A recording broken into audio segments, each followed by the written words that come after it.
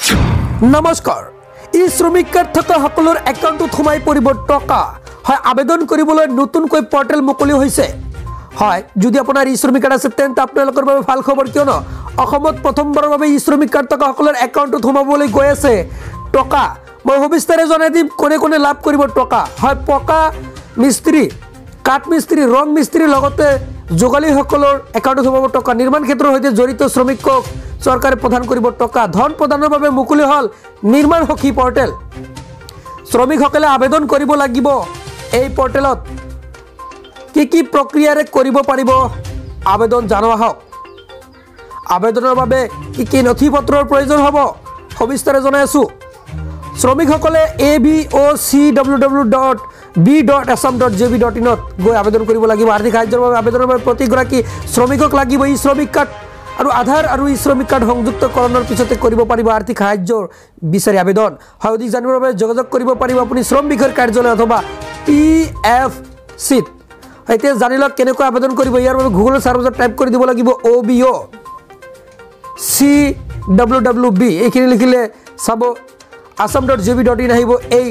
ওয়েবসাইটত ক্লিক কৰিব লাগিব তাৰ পিছত ওয়েবসাইটত আপুনি ভিজিট কৰিব লাগিব ডিআৰবিআৰ সেতিয়ালৈকে যদি চেনেলটো সাবস্ক্ৰাইব কৰে চেনেলটো সাবস্ক্ৰাইব কৰি ৰাখি দিয়ক এতিয়া জানো হক ইয়াতে যেনেকৈ নোটিফিকেশন আহিব আপুনি ক্লোজ কৰিব জাস্ট এতিয়া চাওক ইয়াতে নিৰ্মাণ সখী ওয়েবসাইটটো ওপেন হৈ গৈছে হয়তো বহুত কিন্তু গুৰুত্বপূৰ্ণ হয় ভিডিওটো শেয়াৰ কৰি দিয়ক এতিয়া আপুনি আবেদন কৰাৰ বাবে ওপৰত 3 লাইন পাব লেফটত তাৰ পিছত ইয়াতে আপুনি চাওক ই সাৰ্ভিস আপুনি অপশন পাব ইয়াতে ক্লিক কৰিলে নিউ ৰেজিষ্ট্ৰেচন আহি পৰিব ইয়াতে ক্লিক কৰিব ক্লিক কৰাৰ পিছত registration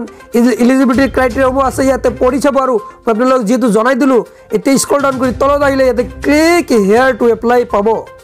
click here to apply click কৰিব লাগিব তাৰ পিছত এনেকৈ আহি যাব ইয়াতে আপোনাৰ আবেদনৰ বাবে যিকোনো এখন মোবাইল নম্বৰ এন্টাৰ কৰিব লাগিব enter phone number mobile number আপুনি টাইপ কৰি দিব লাগিব তাৰ পিছত চেক ৰেকৰ্ডত ক্লিক কৰিব ক্লিক কৰাৰ পিছত ইয়াতে নিউ ৰেজিষ্ট্ৰেচন আহিব তলত ক্লিক কৰিব ক্লিক কৰাৰ পিছত এনেকৈ আহিব যে আপুনি আগতীয়াকৈ ইয়াৰ বাবে আবেদন কৰিছে আধাৰ কাৰ্ড আছে নেকি ইয়েছত ক্লিক কৰিব লাগিব আপুনি ইয়েছত ক্লিক কৰাৰ পিছত আপুনি আগৰ পৰা এই আবেদনৰ বাবে আবেদন কৰিছে নেকি অন্যথা আপুনি ইয়েছ বা নো কৰিব আপুনি নো কৰিব যদি নতুনকৈ কৰি আছে তাৰ পিছত এনেকৈ আপোনাৰ ফৰ্মটো আহি যাব ডিস্ট্ৰিক্টৰ নাম সিলেক্ট কৰিব লাগিব আপোনাৰ যি ডিস্ট্ৰিক্ট হয় ডিস্ট্ৰিক্টৰ নাম সিলেক্ট কৰিব তাৰ পিছত আপোনাৰ যি লেবাৰ অফিস আছে আপুনি অফিসটো সিলেক্ট কৰিব লাগিব ইয়াতে আহি যাব আপোনাৰ তাৰ পিছত ফোন নম্বৰটো থাকিব এতিয়া আই এগ্ৰি টাৰ্মছ এণ্ড কণ্ডিশনৰ টিক মাৰ্ক দিয়াৰ পিছত এনেকৈ আহি যাব আপুনি স্ক্ৰল ডাউন কৰি তলত আহিব তলত আহিলে আপুনি ইয়াতে আই এগ্ৰি পাব এগ্ৰিত ক্লিক কৰিব তাৰ পিছত আধাৰ নম্বৰ আপুনি বহাই দিব লাগিব আপোনাৰ আধাৰ নম্বৰ বা ভিআইডি নম্বৰ বহাই দিব তাৰ পিছত জেনাৰেট ওটিপি পাব জেনাৰেট ওটিপিত ক্লিক কৰিব ক্লিক কৰাৰ পিছত আপোনাৰ মোবাইললৈ এখন ৰেজিষ্টাৰ মোবাইলত ওটিপি আহিব এতিয়া terms and condition tick mark দিব ওটিপি বহাই দিব ওটিপিটো বহাই দিয়াৰ পিছত সাবমিট ওটিপিত ক্লিক কৰিব সাবমিট ওটিপিত ক্লিক কৰি দিয়াৰ লগে লগে আপোনাৰ সন্মুখত